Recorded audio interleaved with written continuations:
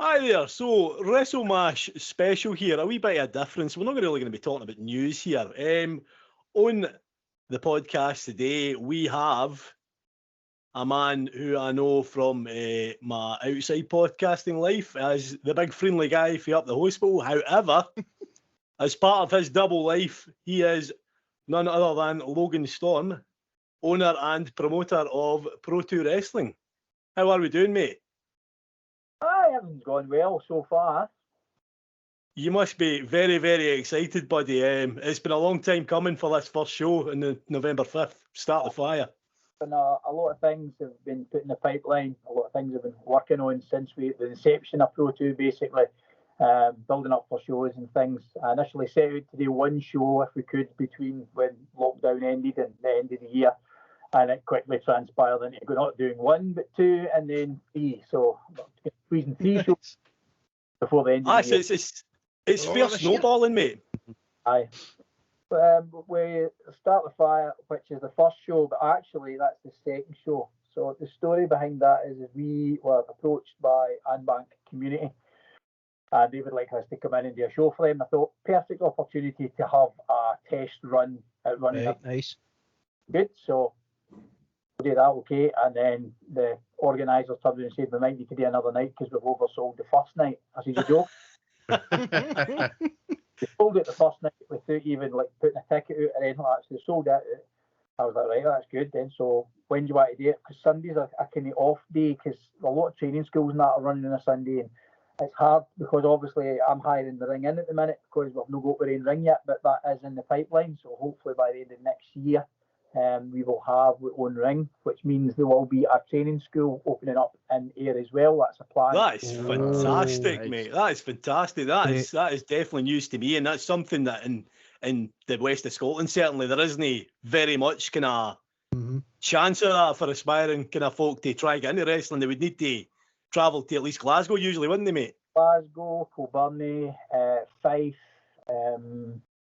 Is it Mike Musso, Musselburgh way, that kind of ideas. Generally Central Belt, or you can go right off and go to WrestleZone and train with Scotty Swift. That's a really good training school up there. And that's a good that up in Aberdeen, mate. Yeah. Aye. Aye. So do you not find that kind of strange when obviously the west of Scotland's kind of given quite a few kind of big kind of stars in kind of today's wrestling? Obviously you've got the likes of Big Drew really doing very well over in America. Noam Dar's now just won the Heritage Cup in NXT UK. There's clearly a lot of talent coming for this area in Scotland. But there's always been, if you hark back the annals of time and look at your history in wrestling, you'll always see that there is always somebody for Ayrshire at some point in time treading the boards. Even going back to the glory years in that year, like Bruce Welch, phenomenal wrestler in his time, and then it kind of spirals up into like your Drew Galloways, even Lionheart would love him. Oh, of course, aye. For getting up there to be in one of the major promotions, although he did try out for TNA and appeared on TNA in Glasgow and things like that, and then ran his shows as well here and there. Over by my CW Wrestle Experience Scotland, so that's who runs Ayr. So we don't run Ayr, that company runs Ayr. Right. So I need to elsewhere. That's something I wanted to ask you about. I was curious to know if the territories were kind of really infecting in the UK, because obviously that's something that Vince McMahon done away with in the States pretty much single-handedly. So many moons ago, there was a meeting with all the major promoters, and we all had a meeting in La Calabar in Glasgow. Right. Mike Musso produces, he was the W3L Worldwide Wrestling League promoter. He puts in all the schematics, the area, the population, what's densely populated, what's no. He was a bit upset because guys were moving into his territory, and although Fife is a great area, it's very, very sparse. There's more wildlife. So effectively that was half in his business, whereas Glasgow can afford to have up to, I think it was 4 at the time, wrestling promotions working. Population. Ayrshire is a bit sporadic like Fife as well. Yeah, that's right. And there's like two promotions. Like you've got Respect Pro Wrestling, which is Ayrshire based, and Ayrshire run. They run North Ayrshire mainly. Right. Bygone years, when I was helping out with British Championship Wrestling, we ran Ayr Hall, and Kilmarnock, and that was only kind of Drunging as well on my old home stomping ground of Drunging, which I'll be doing this year. Next year. Oh, fantastic! And that's it. So I'm kind of basically targeting your smaller venues as such. So I'm hitting round about the villages and that, which the bigger companies tend not to go to. They'll go to the main towns and that. Right. An offshoot every now and again. It's always worth your while to throw a show into one of the villages, and that's like fishing. Throw a show. See if you get a biter. Turns out you've got a pretty big catch in Handbank though if you're running 2 nights and you're kind of opening nights of a promotion. It just shows you the demand's there, mate. 2 nights, and it's good though because that was it's a boat-in show in Handbank. So I mean it's 7 mile up the road for me. It's literally 5 minutes in the car. Then planning the matches for there is quite a good one as well because our roster is absolutely. I don't know if you go into the Facebook page, you'll see the roster. It's chock-a-block with talent. It really is, mate. Aye. Sitting with the old pen and paper, going heel face, tweener, heel face, tweener. How am I going to work this out? Who do I want on the show? It needs to be good, and then it needs to be financially viable because it's all about the pennies at the end of the day. Because it is absolutely. Sure. So I basically hit out the price to the community. They go, right, okay, we'll go do it for that price. Then I need to get all the pieces put into place and inside the budget constraints. So although you work for yourself, you work for everybody else. And it's like that dream. Everybody just wants to work for themselves so they can go, okay, I'm not coming in on Monday. There's no way. Aye. Everybody's going to contribute, I suppose. Just going on to your... Oh, sorry, mate. What are you saying? I said, when I'm not working in the hospital, I'm doing Pro2 stuff all the time. Aye. Mm-hmm. Aye, you've kept going, fella. But I was just going to mention your matchups that get into this first show, Start the Fire. 2 of the Billington boys that are going to be on there. Obviously, that's a very famous name in pro wrestling. It certainly is. The Billington Bulldogs. They're going to be on. Well, there we go. Both nights. I see they're on both nights in Handbank. Yeah. First night they're on, they're doing singles match against Patter and Batter. I don't know if you see the wee promo because I've watched Patter and Batter's promo. They're some boys. Oh, cracks me up. But he's one of the guys where you maybe sitting in the pub and you're going, "Am I right, mate? How you getting on?" You'll crack a few jokes and you go, "You get a bit wide." That kind of idea. He pull you out of your shoulder and leather you. I mean, he's quite good. That's martial art background. He actually does judo, and he's really, really good at judo. Right. So I mean, it's all judo, and you go, fucking hell. He's a stocky fella, like, aye. He's a lump. He's hilarious. And then you've got Stone Malone on the other side. He's your brawn. He was originally trained at PVW by TG Rage, who's my old partner. And the first time I seen him, I'd never seen the boy wrestle before. I seen him at a respect show that they did at the Shoot Super Soccer. It was a kind of special that they brought in and done. And I watched him wrestle. And then after the show, I didn't know him, but he knew me. He came out and was like, "Can I get some feedback?" I was like, "Feedback off me?" He was like, "Aye." I said, "Well, why would you do that?" He said, "Well, I know you used to wrestle." And I was like, "All right, okay." So I like to try and keep a low key. I don't walk in and go, "Hiya, Logan Storm here." That's my for years, I never went to any shows due to just basically chipping my shoulder and hating the business because of where I was and the fact it disappeared just when I started to things was taking off for me. I was getting booked in Europe and things like that, and things were really going well. And the old metal hips, new 3 strokes, bad hair. That's the new one. Aye, you've been through it, fella, with the old health kind of scares. So you want to be a wrestler?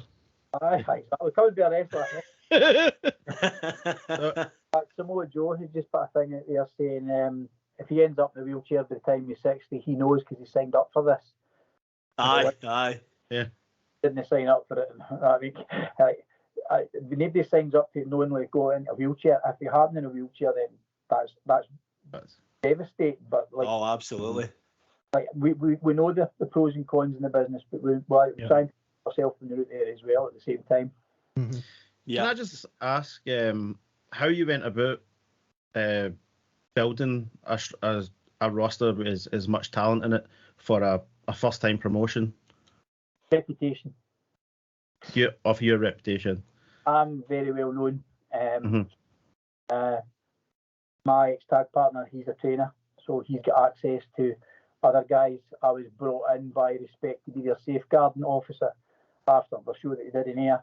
And then that gave me another insight there to having, basically, I don't have a training school as yet, so I use everybody else's Pro2 is initially set up for guys in training schools that were trying to get out there, trying to get a bit of work, trying to get that experience. There's a lot of the shows you go to now. There's nobody on there that shouldn't be on a show. Whereas academy attack shows and like in-school, in-house training matches and things like that, you don't get that big feel because it's totally different. I mean, the first time I walked out at the Grand Hall, I was like, there's nearly 1,000 folk here. Like, this is not like my mum and my dad sitting there going, yeah, well done, son. I was a heel, you don't like you. And somebody whipped a fruit pastel, a lime fruit pastel, and it landed right in my eye. The whole bloody match was like that. Stuck in my eye. Jesus Christ. Thanks, mate. Still great for that. A lime fruit pastel. It's funny that you can still remember it was specifically lime. I know, that was that. Lime, and then all the reason it was fruit pastel because it hit me, it landed right in front of me, and I looked up, and it was when I used to do the security at the Grand Hall, that was the bloody corner I used to have to sit on, and obviously I'm in the ring, so nobody's watching them. Just unreal, man. Oh. A fifth match in a fucking eye patch. It's a good heel look though, wearing the old eye patch if you need to. Built-in gimmick. You could pull it off, I'm sure, mate.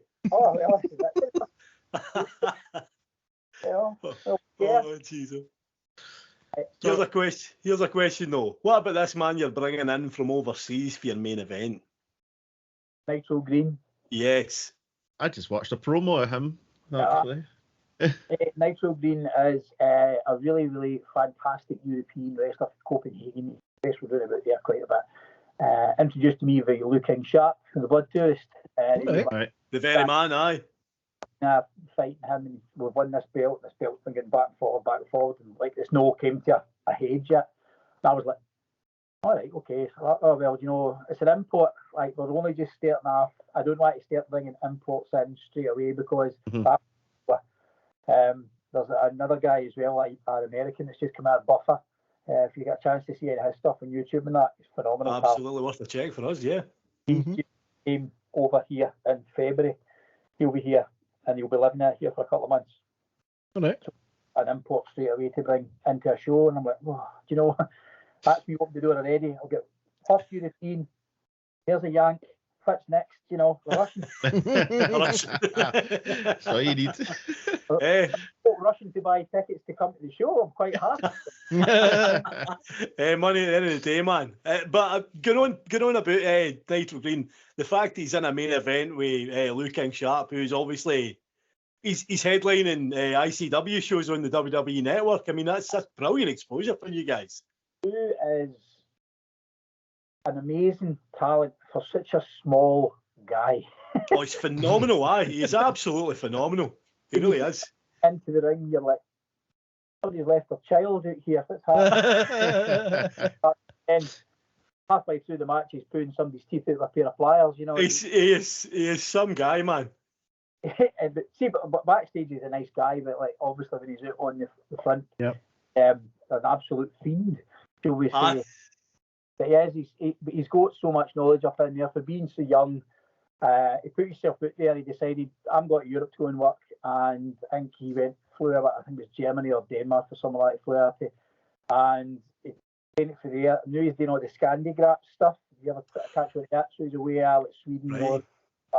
So he's working a lot of talents out there, and then he's another guy for talking to because obviously he talks to them.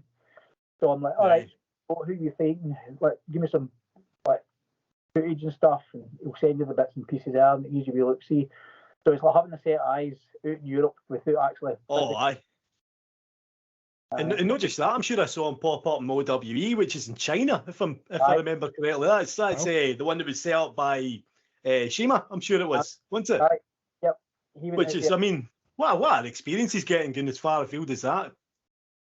Very few people are allowed to go to China to work. You go to Japan and things like that, but not so much China. Yeah. Aye. It's a kind of scene that's kind of rising over there, isn't it? It's kind of starting to kind of grow arms and legs.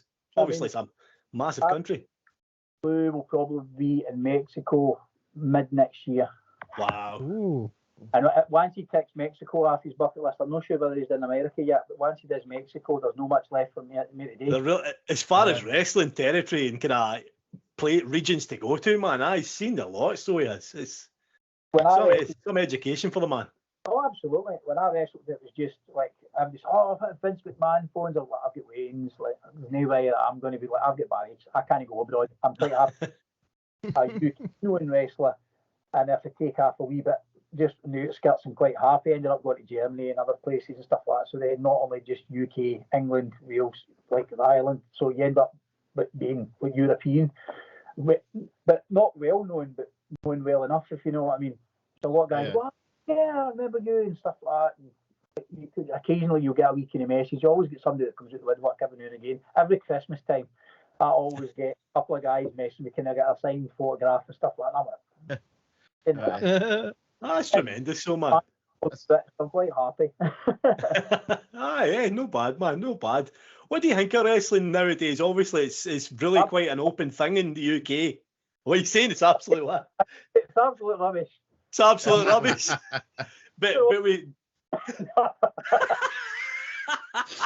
But what I'm trying to say is, do you feel a wee bit of sort of, no bitterness, but a wee bit of, like you get into it too early, because obviously now with the kind of UK scene, it's a proper blowing up again, isn't it? Vibrant scene. Like obviously NXT UK is kind of.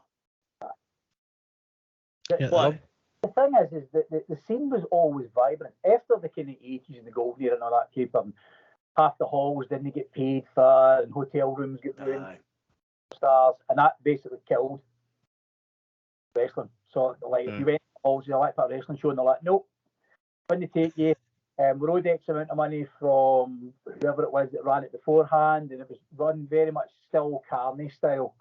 Then I can say that I was part of the foundations of the new wrestling style coming in. I'm quite glad though. But nowadays I can't release these boys' bits that's out there now.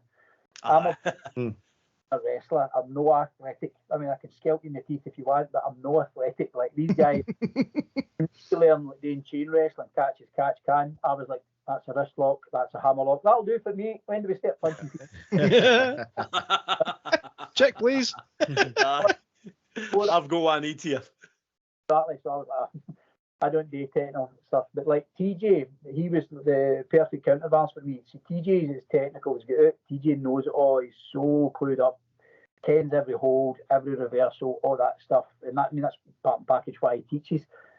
Great, phenomenal talent, and I was lucky enough to ride his coattails. Although he doesn't do much in the promos, I was the mouthpiece. He was the technical. Right. You're quite a classic pairing then. One guy's got the physical talent, the other guy's the big personality. Exactly. And no offense. We were the biggest guy training, and then we fought the original Fight Club, which was Judge Jimmy James and Kid Fight. Right. I've never had a scheme booting like it in my entire life. It was quite funny because obviously the time Kid Fight was your training along with Colin and stuff, and he was basically saying to Judge, like, the boys haven't learned like German suplexes and stuff like that yet, so you'll need to kind of like watch what you're doing. And Judge was like, I need bother, so I'm going to pick you up, I'm going to throw you boot, and I was like, going to pick me up? I'm staying. This fella's no picking me up. Flung me about like an empty shell suit. Everybody was near. I was like nearly 19 stone. TJ was 17 and a half stone, and we were fighting a guy that was maybe 12, 13 stone and a guy that was 14 stone. I'm like, no way, we're getting flung about like a shell suit, mate.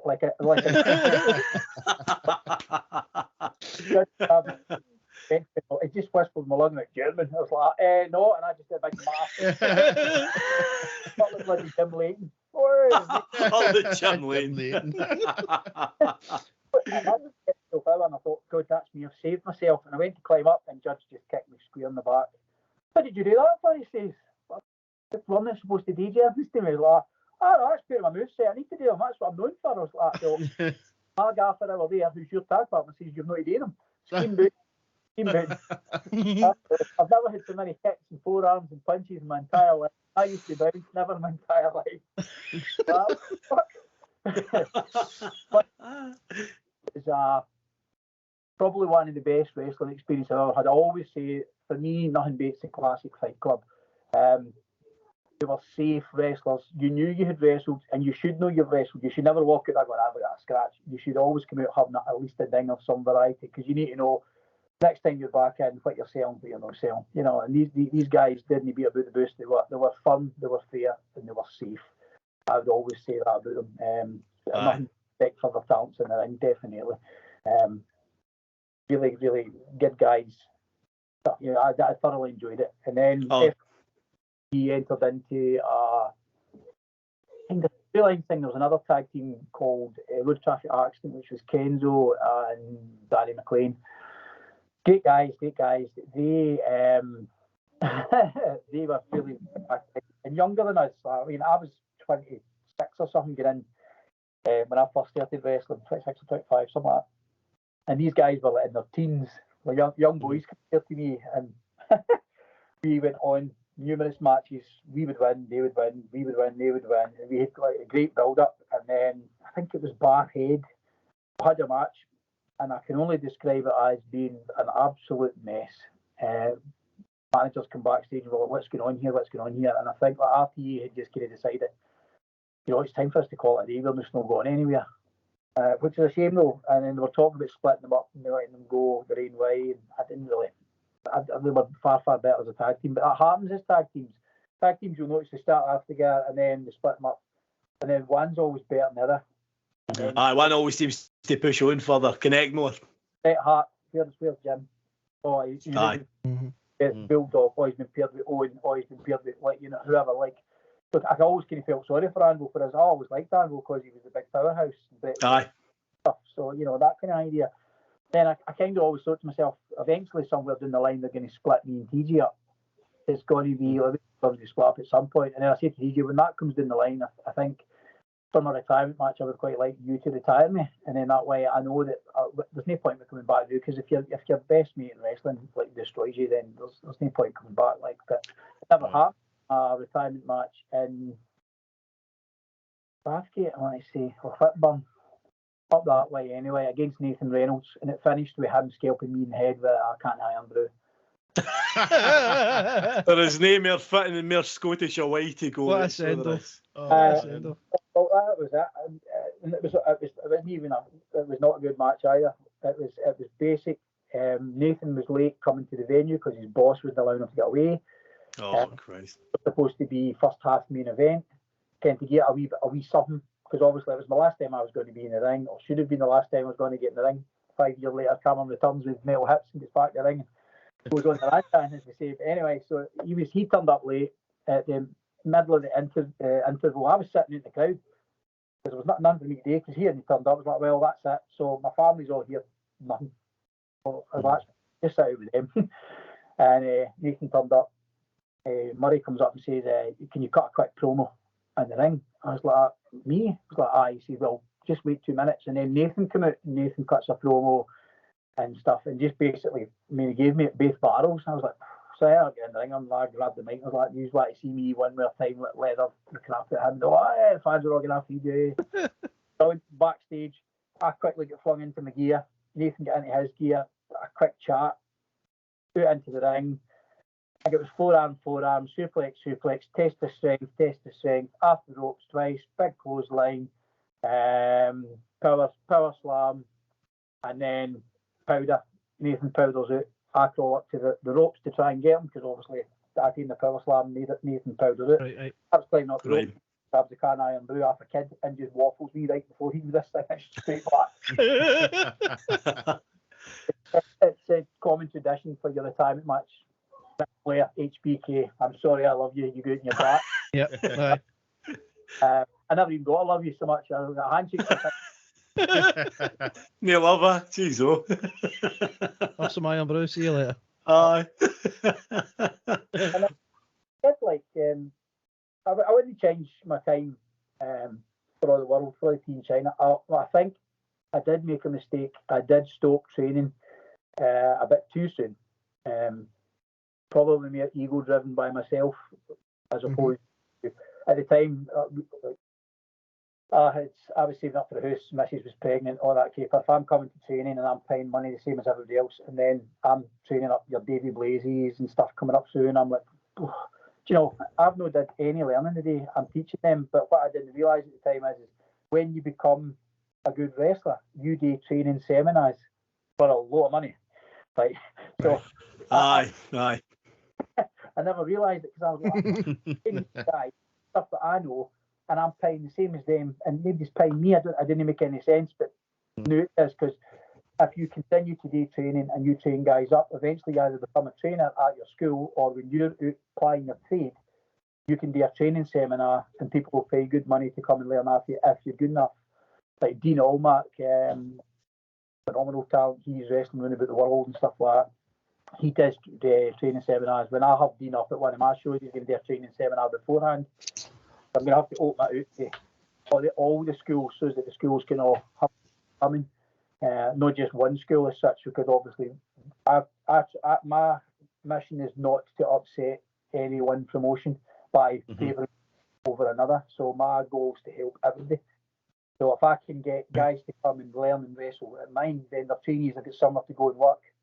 Plus, like fans will follow wrestlers to shows. Yeah, it's not just about the word wrestling. Years ago, we were always taught people don't see your brand; they only see the word wrestling. If you put up America, everybody gets excited and thinks it's the WWE, and you're like, I didn't even say WWE. So that's when you used to get your tribute shows, well, Undertaker and.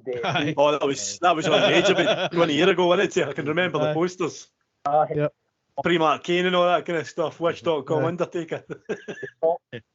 Aye, all the guys stuff. So, at the same token, folk just see wrestling and go, oh, wrestling. And Wayne's go to an independent show expecting CM Punk to come up, even though CM Punk's not even here. But Wayne, because it's true to say, you never actually know who's on the card.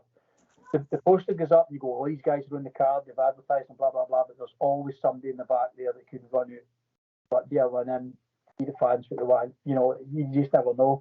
And if you go to a BCW show, they've got lots of guys, WWE talent, things like that are always popping in and out and things like that, you know. And so it's always worth going to a BCW show because you never know who's going to be at it. They all build them, or they all say, oh, we've got such and such coming, and you know, 9 times out of 10, I think it was a Gail Kim come out with Matt Hardy. That's phenomenal, aye. Right. So and you're like, just like you're getting 2 for the price of 1. Aye. But BCW have always been one for bringing something out the hat and just setting up a good quality, family-friendly show. Always have been. BCW is always going to be paid to my heart and paid to my home promotion. Always big love for BCW. Is Pro2 going to draw for that? Are you going to be sort of following that mold, kind of family-friendly, try to recreate some of that? Family-friendly, although I have had a nightclub ask me would I come and do an after-hours show. Right. Right. When ICW was first starting up, SWA, Scottish Wrestling Alliance, used to do after-hours, and that was done in, I think, the garage in Glasgow. Right. Something like that used to be in there, and they set the ring up before the wrestlers there, and that's when guys drink, get food, all of a sudden, I could do that, stay out the ring. And then ICW kind of more introduced it to allowing people to drink at shows, and then from there it kind of spiraled on. I mean, they always talk about we were there when there were 6 guys in the audience, and you're like, man, you were on half time after that, like, so I remember because I was there too. Like, in ICW originals and stuff, you go, yeah, absolutely. And then you get guys that came through and they're known for ICW, but they weren't in ICW back then. But ICW never revolved. Their roster pool is global now; it's massive. I mean, it's absolutely it's totally took off. I was actually watching ICW a couple of weeks ago, and it really is. It's a fantastic show. I've got to say, I really quite enjoyed it. WWE Network. Aye. Are they watching WWE product, or are they can't catch up on ICW or Rise or Evolve, or I think they watch more of the independent shows than they do watch the actual franchise. Aye, but what do you think is the problem then in today's kind of major wrestling? There's a good thinking question for you, because I know you were saying it's shite. No, I like wrestling. I love all varieties of wrestling. Doesn't really. I mean, I watch stuff in Africa, and it's like three guys, a garden hose, they do it in the cardboard ring, Larry in each nerve and stuff like that. Wear a plastic rock belt to enter the champion. Honestly, there's a thing, I think it's on Vox, it's late at night, it's wrestle something, honestly. I won't even watch it. I'll watch any variety of wrestling. WWE, I think, creatives are a big problem. I think they don't listen to the wrestlers as much. I think they go, this is my vision, that's what you're doing. But, yeah. Right. Like, wrestlers are no actors. Yes, this is something that John Moxley spoke about. Aye. So a wrestler can either be a face or a heel. They can't be a fucking unicorn or a dragon. It doesn't work. Or a spooky wee doll. Fucking unicorn, a dragon, or whatever, and he can do that because he's an actor. Wrestlers are wrestlers. We do a certain element to acting because we put it all into that character. But a face and a heel is only an extension of what your normal is. Yep. Right. So if you're a heel, it's an extension of your bad side. If you're a face, it's an extension of your good side. Yep. So that's the only directions you've got. There's no grey, or you get a tweener, as I say. That's like somebody that used to look at Stone Cold 1 minute. Yeah. Yep. Stunning Vince McMahon up the beer room, you know what I mean? So a tweener. So they're guys that are good as heels and faces, but even if you make them a heel, they still go over. So you just let them. Aye. So aye. What is your vision for Pro2 Wrestling? Where do you want it to go? I would like it to be a kind of household name as such on the independent. People talk. Yeah. I would like folk to talk about Pro2 in the same kind of manner as ICW. Right. Or like your BCWs and your Wrestle Zones. These are like big major companies. W3L, even W3L is probably one of the longest running wrestling companies in Scotland, next to Scottish Wrestling Entertainment, Sunday, David Law, in Dundee. Although they've now got competition in Dundee themselves because they've now got Fair City Wrestling, FCW. Got some big things. They've last year they first started. They've ran shows before COVID anyway.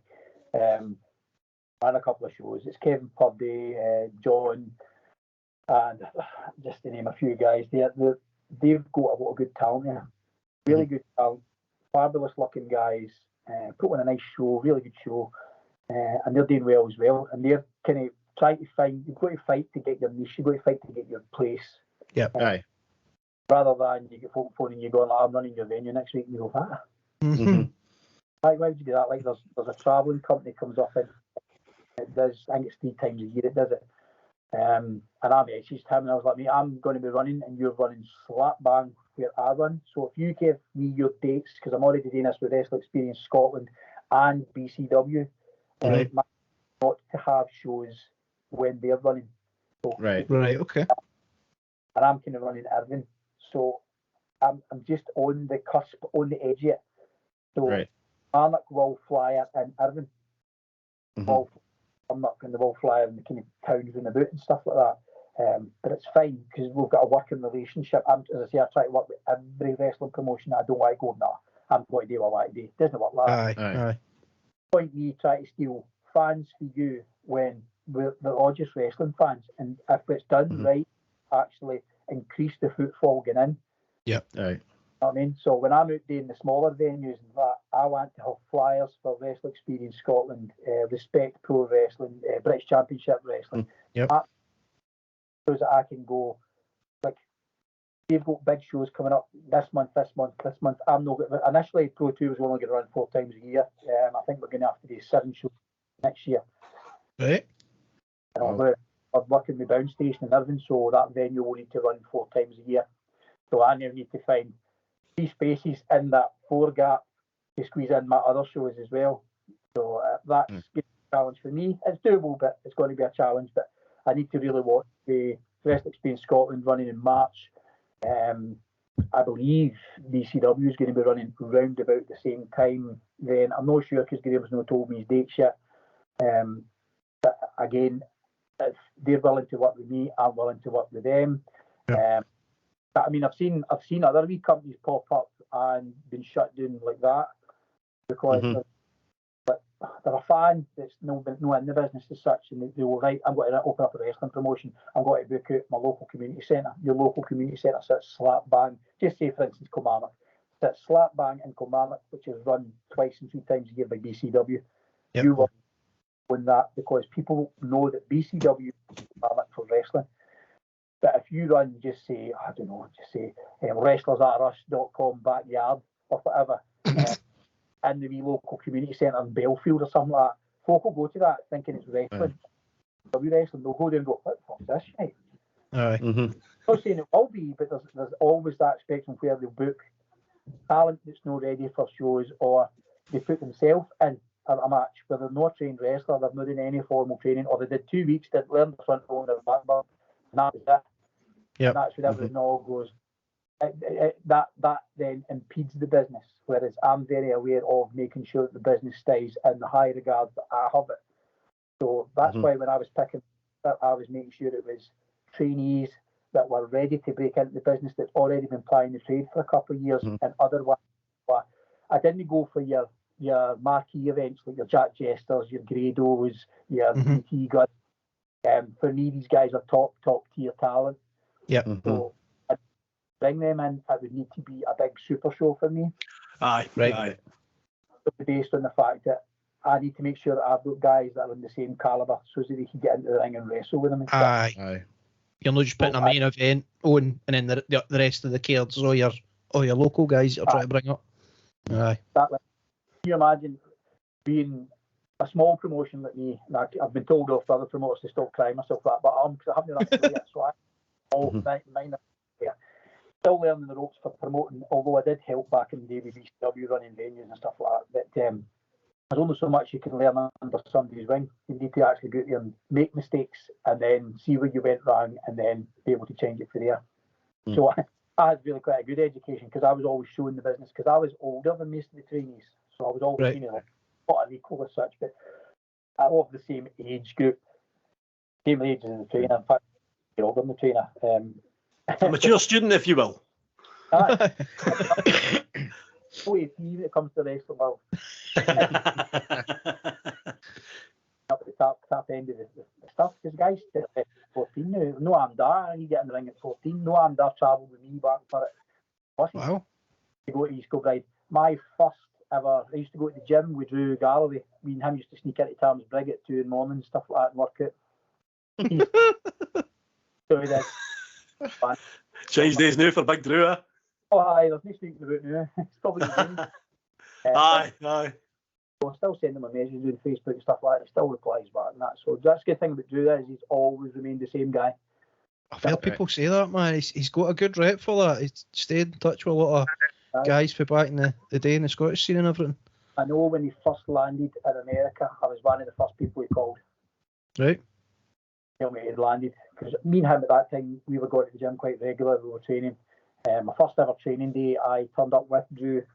Everybody looked at me. The trainees always looked at me kind of differently. I always felt they looked at me kind of differently. Like I wasn't a wrestler, but I wasn't a trainee. But one, I was an old guy compared to half of them. And two, I'm a big guy. And then the next into training, there's Lionheart went in me, and that's when they just looked at me like, "Are you a wrestler or you not a wrestler?" Because we don't know you, but that doesn't mean to say that you're not a wrestler. I'm like, I'm definitely not a wrestler. I'm here to learn wrestling, so I get kind of taken in both sides. But then I did say Jack Jester as well. I was going to always say Jack Jester's one of the first wrestlers to ever hold all of my children as a small baby. Logan was born, he was holding it when Daniel was born, he was holding it when Caden was there, he was holding him. So Jack's another one as well. That doesn't change. Like the character of Jack Jester and Lee is for two different people. Totally different. Well, have you watched the Scottish yet, by the way, with him in it? He's basically Jack Jester in it as well, by the way. Jack Jester and Speedos, aye. Absolutely phenomenal. I don't know if you boys have seen it, have you, Mick? It is phenomenal. It's the guys from Burnley and Jack Jester's in it. Absolutely fantastic. Right, okay. I have to get a watch. So he has. He will say something to you, and then you can see that he's just waiting for the penny to drop. Walk away, do you know, get what I'm saying? You'll be like, no, I never quite got that. And then when somebody points you to the whole place, is an absolute uproar laughing. He is hilarious. He's probably one of the guys that could go there and do a stand-up set and get away with murder police, honestly, because he's a guy in the wrestling world as well. He was always one you could go to and ask for where am I going wrong and things. When we were coming up through, when Drew had left the first time, Chester got his spots on All Star, touring about with Brian Dixon, biggest wrestling promoter in the UK basically, and he was away for ages and ages and ages. And then when he come back, everybody was asking, so how do we do this? And everybody was like, well, eyes is open, mate. I've been on the road now, so I now know what the travelling like, what the regime's like. This is like, no, that can. Then like, I was a weekend warrior. Like I went out on a Friday and I was in the back on a Monday. You know what I mean? Packed my bag and I was off. You know, so if Jack was out living it, he was out washing his trunks and his gear, like in the laundrettes and hoping it dries before he gets to the next venue, ring set up. Christ, man. Really where you learn wrestling. So it is on the camps. You go to the camps, you do your touring about all the Haven stuff, and you need to really learn everything on the road as you go along. Red Lightning was another guy. What you see with Ruddle is what you get.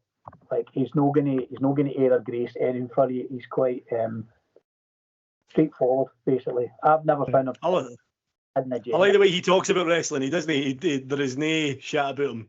Aye, no, he's a psychological genius. So yeah, aye, definitely. And the stuff that he does and the stuff that he produces, and that, because obviously he heads up Wrestling Spain Scotland and stuff that he puts out there, phenomenal. When I started up, Bobby get in contact with me. He runs Respect. Graham, BCW, get in contact with me, and then it never even dawned on me because I was just like, I'm making sure that I don't encroach on Wrestling Spain Scotland, make sure I'm not even near them. And then Red sent me a message like, other promoters like in the business, and he never reached out to me, and I'm like, well, I never actually reached out to them. They reached out to me. Like, so, because I was working for Bobby, and two, I've known Graham since my whole wrestling career. You know what I mean? If you need one, give us a shout, that kind of idea. Then Red was like, we've got like agreements and stuff in place, other promotions. There's no reason why we can't have one do, as long as you're not running in the vicinity when we're running, or if you are, can you do it after us, or if you're doing it before us, can it be months before us? That's what I think. Yeah. Absolutely. There's enough area in here, and obviously it's easy for me because I'm local to here, so I can the layouts and I know where to go. I know how. Mm-hmm. I know where I'm going to be running, and as long as I get the heads up where we're working, then I know that I'm not in that vicinity at the time. So I'm quite happy with that, and it was nice to have, as I say again, the bigger promotions, your Wrestling Spain Scotland, your BCW, your Spec, all reaching out and saying to me like, if you need any advice, then like just give us a shout, and I'm like, that's brilliant. You know what I mean? Because I think if I had been somebody that was never in the business and decided I'm going to run Drunken Community Centre, which is next week with all the top names, that I think they'd have been on the phone going, nah, you can't do that, mate. You're going to destroy us. I know destroy. Impact Wrestling, and when I think because everybody else has put that hard work and effort in to get the business to where it is, to the fact that folk are now wanting to see wrestling, they'll travel to go and see it. I think that speaks volumes. Aye. Mm-hmm. Aye. But I mean, Pro2 itself, it was a pipe dream for me and my wrestling buddy Rob Cage. We initially sat down, there was going to be sixes, and we decided, if we need to have a casting box, go and run it like the old NWA style, like a committee based. Okay. Yeah. Although it's still me that's pouring up the cash for it. Like this idea. I like the idea. If I'm pouring the cash up, then I want to have the casting vote. So we ended up with the 5, and then we put it in ice for a while because Rob was going around about Europe. He was training. Rob was my best man at my wedding. First guy I phoned to tell I was expecting my third kid and all that caper. An absolute. So yes, I just hope he's doing all right. He's well, not like to say where he's like to. We've got to say North Korea because he's not in North Korea, but that's Aye. That's good. Right, okay. Codename North Korea. Codename North Korea. Oh dear. Well, flipping up with, because I'm like, oh, he's actually in North Korea. oh Jesus. Finished up wrestling, disappeared, and every now and again his name still floats about. And I like to keep him relevant, although he doesn't like his name being mentioned at all, because for him wrestling is done. So he like, I'm not interested in business. I don't want any. Just don't like it, which I can understand. I was like that too when I left, but then here I am back for my sixth game. And hey, it's good to have you back in this game and building a promotion in here, sir, my fella. Lastly, I think just what can we expect at this first weekend shows as far as blood? Sorry, blood. Nothing but blood. Blood. Blood, air kicking. Scheme buttons. Well, you're going to see the European title, the UEWA. That's a big boon, by the way. Even to be slightly involved with the European, or the Union of European Wrestling Associations, which is like a group of independent wrestling companies that all go together and put up a championship. Even to have that on consideration on my very, very first show is tremendous, hence why it is the main event. Yeah. And Nitro Green and Looking Sharp respect battle it out for the title, where or did Nitro lose it? I think Nitro won the belt, and it was because obviously at the time I was still going, am I going to bring Nitro over? Is he really going to be worth the money? I'd seen some of his packages and I thought, he's good, but I can get other guys here of the same caliber that's not going to cost me £200. Mm-hmm. So I was like, oh, right, okay. And then after seeing the match, I went backstage and said, you need to be on my show. That's how good. So that's what we can expect here. Is somebody that we need to see. You need to see this. UK, Scotland needs to see this talent. He then has said some promos and stuff like that, and he's shaped up even more. He's got a bit more size about him. I was like, so you've been working out, he said. You're the first person to say that to me, so I can see it. Look at the nice shape coming in the shoulders and arms. That's I can see you've clearly been putting the work in and effort, so that's even better. And then he keeps in regular contact as well and shares all of their stuff, which is good. If you look on majority of our roster, half them will share everything, whether they're on the show or no. That's cracking. That's really good. Because she shares absolutely everything. And she's no goes to December the 12th, and she shares everything. Emily Hayden is another one. He's got a Twitch thing. Twitch. Oh, right, so the game and the game. I know what you're meaning. Yes. She does that. She's got a tremendous online presence, and everything at all she shares it. She shares it, and then you get through. We did have originally had a triple threat match on the first night, but it's now been reduced into a singles match. It's the female match. It's or the bells as we call them. We don't have women's champs. We have bells that are all bells. Emily Hayden versus Ruby Roberts. Now Ruby is a young, fresh-faced new talent. Lovely lassie. We gem. Absolutely brilliant. Anything I've asked her as a promoter, she's like, yeah, I'll do my best. Yeah, I'll do my best. Like, trying her best just to put on what you expect her to put on.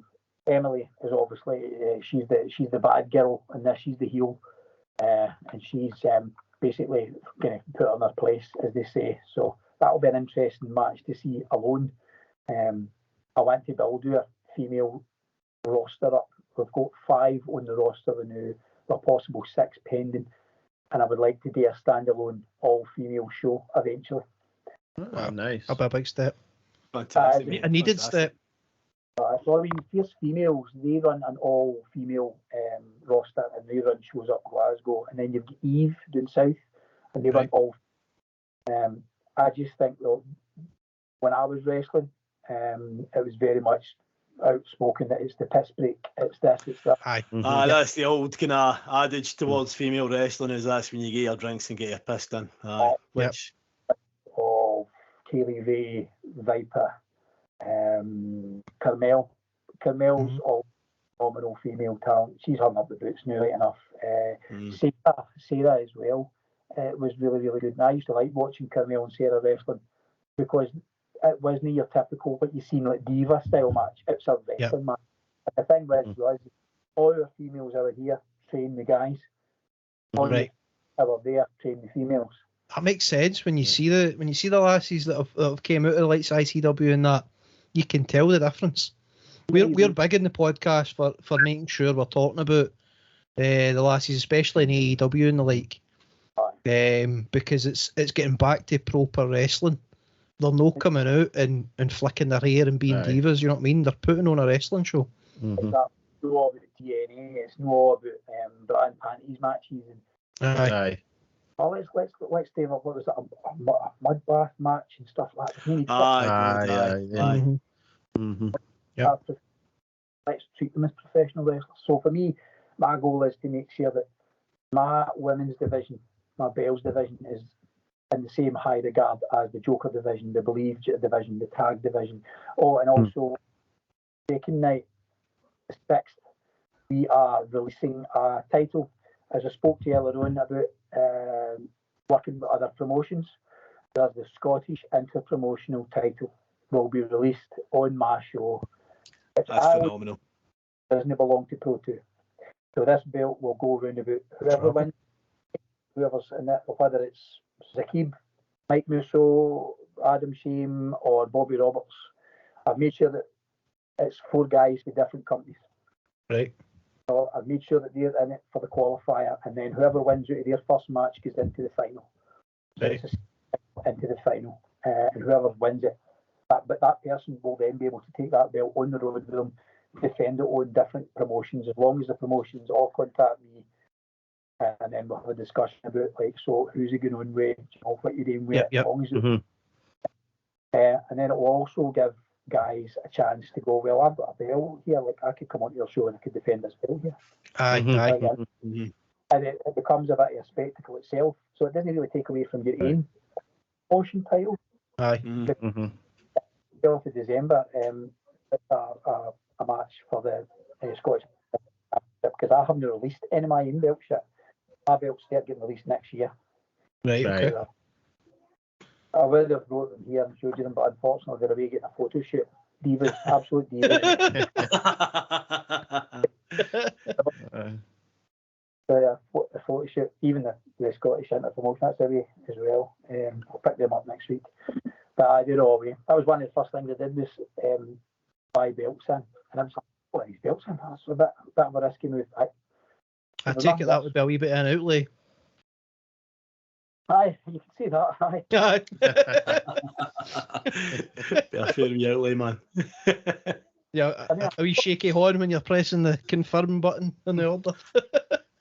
Luckily enough, I've managed to strike up a good rapport with the belt maker, and I personally have 2 tags, 2 jokers. I get 7 belts for my promotion. Right. So a belt that I'll get made for I did the Film Wars Championship at the wrestling. And I won it. My first legitimate title. And then I had belts, other promotions, Pro Wrestling Scott belts, they were all made by the same guy that made mine. Pro Wrestling Innovation, which is since, I'd like to say it's on hold, it's not folded, although Dick has said, as far as he's concerned at the minute, it's no happening. But I think Dick will probably come back with Pro Wrestling Innovation. Love the belt, beautiful belt. That'll be nice once it's unveiled. I've got all these pictures of these belts, and I'm like, you know, it's about these. I think I've somewhere along the lines between 12 and 15 different types. I've worked with a guy, for other guys, so can you spread the wealth a bit? And that, again, that's me helping other promotions. Yeah, again, for me, I just want to help. I want to help. It's a good way to come into the business, certainly, mate. I hate to be the bearer of bad news here, gentlemen, because we're having so much fun, but we're very fastly running out of time on this podcast here, mate. And for the midweek mash tatty and here at WrestleMash, we really are so thankful for you coming on here and giving us a wee bit of your time to talk about your new promotion here, mate. Right. That's great to be on Carpet Dairies podcast. It gets me out of there. The loved it there as such. As I say, I've Absolutely. I think I could speak for all of us when I say open door policy.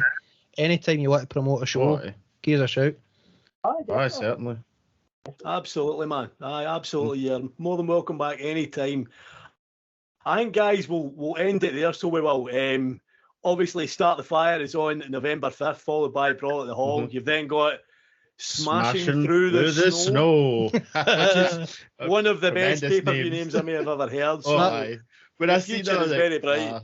This is fantastic, but it's a bright future, mate, and we wish you all the best for it, fella.